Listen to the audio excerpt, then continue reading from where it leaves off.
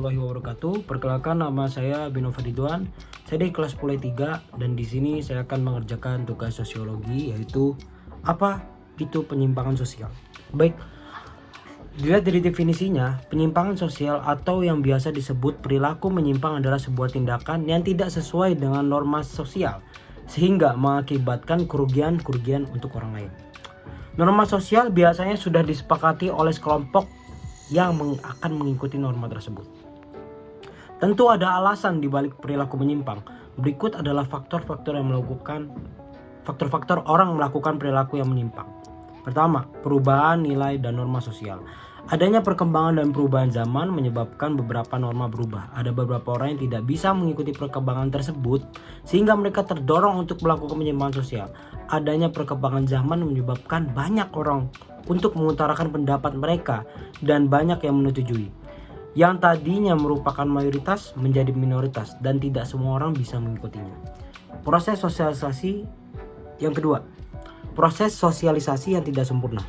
Kurangnya sosialisasi tentang norma tersebut sehingga mereka tidak tahu tentang norma tersebut. Keluarga adalah agen sosialisasi utama.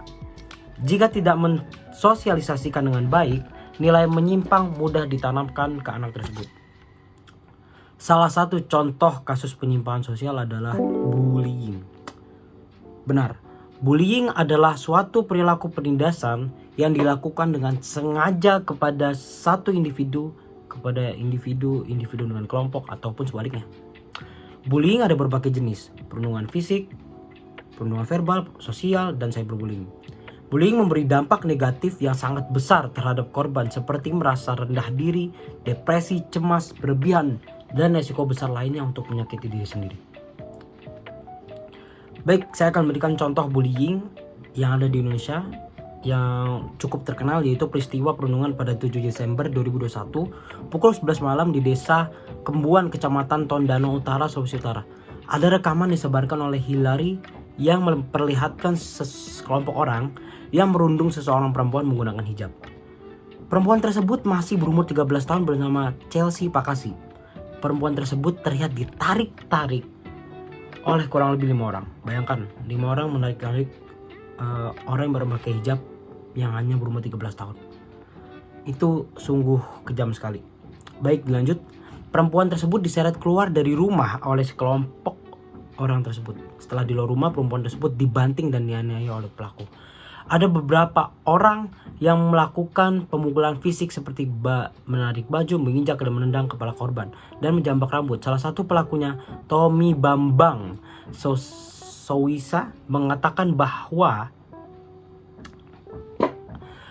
penganiayaan terjadi karena ada rasa cemburu. Tommy merasa kesal karena dia mengetahui bahwa korban memiliki hubungan spesial dengan pacarnya. Orang tua dari korban melaporkan peristiwa tersebut ke Polres Minahasa dengan membawa bukti-bukti berupa video yang direpost oleh anggota DPR RI. Polisi sudah menangkap pelaku sebanyak 4 orang. Pelaku sudah diamankan oleh penyidik dari Polres Minahasa. Pelaku terkena hukuman berdasarkan pasal 80 ayat 1 UU nomor 35 tahun 2014 atas perubahan UU nomor 23 tahun 2002 tentang perlindungan anak, dalam kurung ancaman hukuman 3 tahun 6 bulan dan atau denda paling banyak sekitar 72 juta. Dan pasal 170 ayat 2 ke 1E KUH pidana dengan ancaman hukuman maksimal 7 tahun penjara. Peristiwa di atas adalah contoh penyimpangan sosial yang terjadi di Indonesia. Penyimpangan tersebut termasuk dalam penyimpangan negatif karena berakibat buruk bagi sekitar. Penyimpangan sosial yang bersifat negatif memberi dampak buruk bagi setiap korban maupun pelaku. Dampak negatif ke pelaku adalah pelaku dicap sebagai remaja yang buruk, sulit memperoleh kepercayaan diri dari orang sekitar, dan susah untuk mendapatkan nama baik kembali karena perilaku sebelumnya.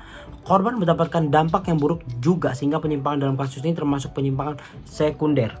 Karena kejadian ini korban akan mendapatkan trauma. Sangat penting bagi kita untuk mensosialisasikan tentang pentingnya aturan-aturan moral dalam kehidupan sehari-hari. Karena tidak tahu dampak negatifnya apa saja yang bisa kita timbulkan kepada orang lain. Sebagai generasi penerus bangsa, marilah kita buat lingkungan suportif agar bisa menciptakan lingkungan yang aman dan tentram. Baik, itu merupakan penjelasan singkat tentang bullying. Sekarang saya akan memperlihatkan contoh video, yaitu seseorang anak yang dibully di sekolahnya. 미운서 끝나고 그치 자꾸로 알아? 왜요? 왜? 요? 이 새끼 봐라. 야, 외유란다. 제가 가야 될 이유를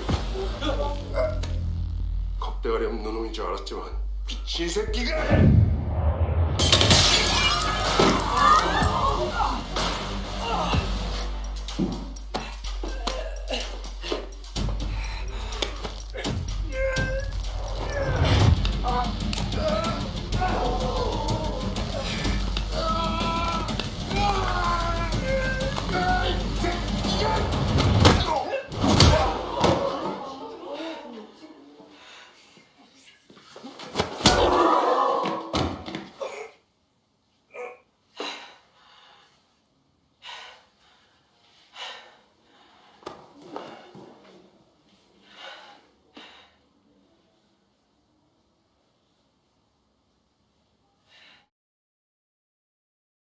Baik, setelah kalian melihat video ini, pasti kalian akan merasa, wah keren banget ya bisa membalasnya seperti itu, bla bla bla, wah keren banget.